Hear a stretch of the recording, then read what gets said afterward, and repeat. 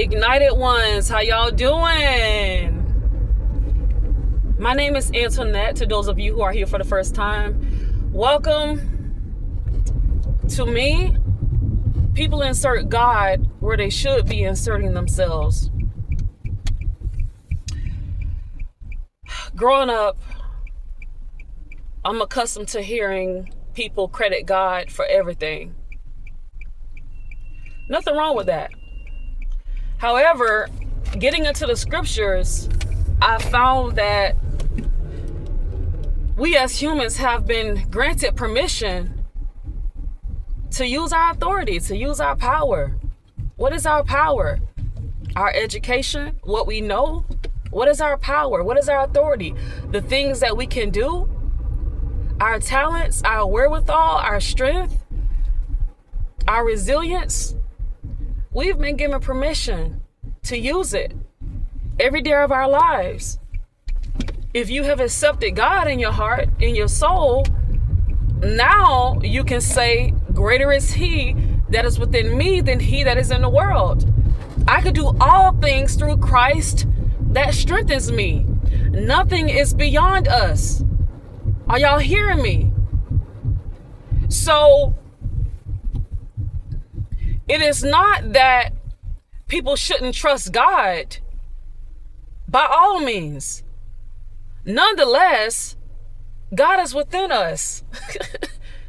So instead of sitting back waiting for God to do something, like, to me, God has already done something. He's given us life. The ideas, some of the things that have popped up in your brain, you don't know how I got there. You wasn't thinking that. Some of the videos that you've watched and the information that has come to you has really redirected your life. You're like, oh my God, I wish I knew about this sooner. Like, this has been going on my entire life and I'm just now learning about this. I look at things like that as being divine.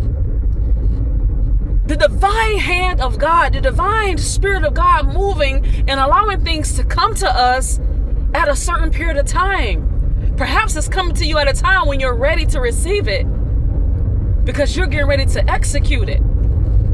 You didn't know about this 8 years ago because you didn't have the mindset for this vision, for this idea, for that goal. So, to me, we should be executing those things. Not I'm sitting back waiting on God. Okay, I'm waiting on God to give me an answer. Just, to me, we can waste a lot of time doing that. I say that because the age that I'm at right now, I can attest to a lot of the things that I heard as a kid, young adult, adolescent, teenager, okay, that God's gonna do, God equipped me to do it. God did. It didn't just fall from the sky. I remember hearing people say, oh, I'm so grateful to God for paying my bills and I got that $15 that I needed to pay the rest of my electric bill. And as I grew, I was like, wow, so the God of the scriptures, that's the best that he can do? And I'm not taking away from anything that an individual has said that God has done for them. This is not to take away from any of that. I'm just saying, with my little brain, even as a kid, when I would be in Bible study or when we would do our Bible studies at home and I would read certain scriptures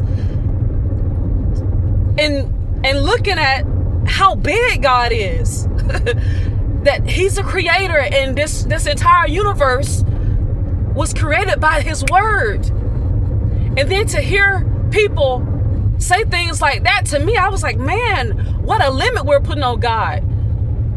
God can do exceeding abundantly above all that we can ask or think. That scripture alone kind of made me turn my stomach, and it still does when I hear people say certain things about God that is so limiting. I don't believe that we should live with all these limits. That, oh, I can't do it. I'm too old. I don't have the education. It's too late for me. Oh, I'll just stand behind my kids. Oh, I should have done that 15 years ago. I'm not the man for the job. I'm not the woman for the job. I'm not a good speaker. I'm too shy. I'm timid. I really don't want to put myself out there like that in front of all those people, because once you put yourself out there, you're out there and there's no going back. I'm a bit fearful of that. It's so many excuses and viewpoints regarding reasons why people won't step out. Ignited ones, God is limitless. And if you claim to be in God and God is within you, I want you to take the limits off your brain. This AM, when I hopped out of bed, well, I didn't hop out of bed. I just sat up and I was sitting on the side of the bed actually. And I had a quite disturbing dream. I remember that dream and I sat there for a while and I processed it. After I processed it, I began to affirm myself and to speak some things out there for myself. Because it's not that God doesn't believe. It's not that God haven't given me the ability. But there are a few things that I had allowed to settle within me. And through that dream that I had, I received insight. That's what it was about. That I have a lot within me, but because of certain seeds, and I talk to y'all about seeds, but I'm telling you, whatever it is that you talk about, get ready to face that thing. Okay, you're gonna have to face it head on. To all of my speakers and coaches out there, teachers, ministers, whatever you talk about a lot, you're gonna be tested with that thing. Okay, first and foremost, that's a side note. So anyway, on the side of the bed, I began to talk to myself really and really purge myself. Any word that has been spoken about me, of me, to me, behind my back, I cast it down right now. Anything that may have settled in me because I didn't block it at that time, when I felt it, when it was said, when I read it, when I believed it, when I processed it, and I did nothing to what's the word I'm looking for? Oh, it starts with the R. I did nothing to reject it. There's another R word too. I'll put it on the screen. When we do nothing to reject negative things that are coming into our mind, that we eventually seep down into our spirit and take root and grow, what happens is, little by little, you start doubting yourself. Little by little, you start moving slower on a goal you said you had. You start noticing how many months have went by. But just know that the ball is in your court, baby. Sir, ma'am, the deck of cards, are in your hand. Have you ever played Uno?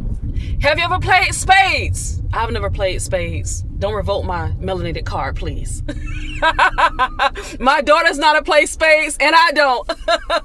But when you play a card game, whatever's in your hand, you're supposed to play it. Okay? And some of the best players get served the worst hands. You look at their hands and you say, man, what are you going to do with that? But because they know how to play the game, they know how to watch their opponents, they end up winning the game with that pitiful hand that they had. I'm telling y'all, the deck of cards are in your hand. You better play them. When these ideas come, stop saying you waiting on God. What do you mean you waiting? God has already presented you with the vision, with the idea. Like, it's nothing to wait on. Like, we waiting on you, right? The world is waiting on you, because I'm sure that you have something within that will help me, that will help your neighbor. So, like, what are you doing? Why are you saying you waiting on God? Like, heal yourself. Start buying your fresh fruit, vegetables, and put that stuff in a blender, blend it up, put it in a glass canister, and drink that stuff all throughout the week. Cut down on the sweets, cut down on the starch, the noodles and the rice and the bread, all of this stuff that turns into sugar, all of this stuff that raises your blood pressure, raises your sugar. You don't have to wait on God to heal you. Baby, you can start the process of healing yourself. Because the word says that we are already healed by the stripes that Christ took across his back, across his body. We were already healed thousands of years ago. We just have to remember to walk in it. So this is what I mean. Oh, I'm waiting on God to bless me with the money to get a gym membership. What? If you don't create a gym in your home, in your apartment, on your balcony, patio, if you don't walk around your neighborhood, it's so many exercises you can do in your room, in your closet. This same platform that y'all looking at me on, get on YouTube. It's thousands of creators out there that show you how to work out using your own body weight. You don't have to go to the gym. I'm telling you, wait on God for what? I get extenuating circumstances. I get things like these illnesses and things where you really, really need God. However, for some people, God has already told them years ago what they needed to do concerning their diet, what they needed to do concerning the stress. You have some people who put stress on you because you allow that. You allow these relationships to go on. You hang on to certain people that just bring your life down. But you rather have a woman than no woman at all. You rather have a piece of a man than no man at all. Yeah, you take pride in that. But those things, those people are destroying you. Destroying your spirit to where you can't even get out there and move for God. Destroying your aspirations. Destroying your strength. You don't have the energy to get behind that vision because you're so worried about people. Huh? You don't have the energy because of your eating habits. We are what we eat. If we eat a lot of junk, we will not have energy. We'll get that quick energy, that burst of sugar from that cream and that coffee, from that donut, from that bag of candy. Yeah, you'll get a little spurt energy, and before you know it, you crash. And you feel like crap. So, saying you're waiting on God, no, God has already done what he said he was going to do. Yes, some blessings are on the way. They still have to manifest. I agree with that 100%. But there are some things, like Mary said in that song, that we have to go and get. They say, go get that blessing. Look it up, Mary. They told us, go get that blessing. It's your time. Everything is not falling from the sky. Some things you have to go and get. And there are other things like miracles. Now that is on the Most High God to work those miracles. Okay? But in some instances, God has allowed us to be the miracle for some people. Has anyone ever told you, you stepped in my life right on time? If you wouldn't have shown up, I don't know what I would have done. You saved my life. You were the hand of God for that person in that moment. So God used you to be a miracle. Are y'all understanding what I'm saying today? Raise your praise.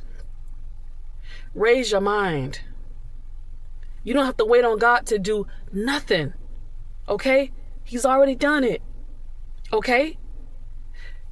Oh, well, internet, I haven't received direction. That's just a thing. Go and do what you was told to do before. Move on what was on you last. Okay? Have you fulfilled the last goal? The last time that you spoke with God, the last time that you heard God speak back to you in whatever form, what was the message? And did you follow up on it? If you did not follow up on it, perhaps you need to get up and go back and make good on that. And then perhaps you'll get directions on how to move forward. Outside of that, the Holy Spirit is a built-in radar, baby. Get up and go. Okay? Get up and go and stop being afraid. Just go. Just go. Honestly, we can make life so complicated. Just get up and go. If it doesn't work out, oh well. Go to the next door. Go to the next opportunity. Create the next opportunity. Why does it have to be so serious? I'm waiting on God. You know why? One reason for that. Because it takes the responsibility from you. Because usually when people say God, people will remove accountability. They remove responsibility. It kind of gets people off your back. It'll make people stop asking you questions. But eventually, after a few years have passed, months, and all this time have passed, and you've been putting everything on God, and people can look at you and see no results. Tell you a few things that can happen. They're going to look at you as a poor representation of God. Depending on how they see you, they may decide not to put their trust in God, because if that's what God is, if you are a representative of what God is, they're going to decide they want nothing to do with that. Not that God that you serving. If the God that you serving going to have me out there like that, like you, I don't want nothing to do with that. So let's be better representations of God and of ourselves. Go and do. Go and be. If you say that greater is he that is within me than he that is in the world, I can do all things through Christ that strengthens me, God is within me, it means you are a creator. Because that's what God is. God is a creator. God can make something out of nothing. You know who else can do that? Stay tuned for the next video.